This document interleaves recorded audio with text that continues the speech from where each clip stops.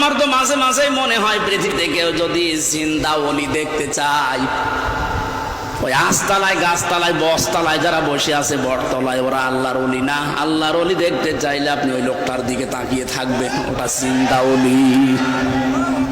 তার ইবাদতের মারটা আপনি খোঁজ পাবেন না। এই যে সকাল বেলায় এই 65 বছরের একটা মুরব্বী মানুষ, সকাল বলতে রাত 4:30টার সময় ডাক দেয়, ওই সময় হাতে হ্যান্ডকাপ দিয়ে পায়ে বেড়ি দিয়ে কোর্টে নিয়ে যাচ্ছে। তবে 1-2 কিলোমিটার না, এই কাশিমপুর থেকে একেবারে কোর্ট পর্যন্ত যাওয়া আসা করতে প্রায় 7-8 ঘন্টা সময় লেগে যায়। এত কষ্ট স্বীকার করে রাত 8টা 9টা 10টার সময় ওনারে নিয়ে আসতো। ওনার যেন দেরি হয়, যেন ওনার কষ্ট হয়।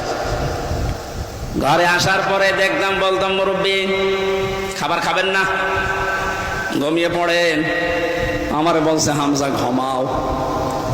যত পাশেই ছিলাম মাঝে মাঝে জিজ্ঞাসা করতাম যে এত কষ্ট করে আসলেন, ঘুমাবেন না?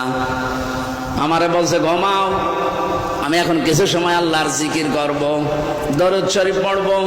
2-2.5 ঘন্টা ঘুমিয়ে যে মানুষটা রাত 9:30 10টার সময় কোর্ট থেকে এসে 2 ঘন্টা 2.5 ঘন্টা পর্যন্ত ঘুমিয়ে এরপরে তাহাজ্জুদের নামাজে, হাফেজ কিনা আমি জানি না, যতটুকুই পড়তো এরপরে সেজদায় পড়ে যেত। 40-45 মিনিট 1 ঘন্টা দেখি সেজদায় পড়ে আছে।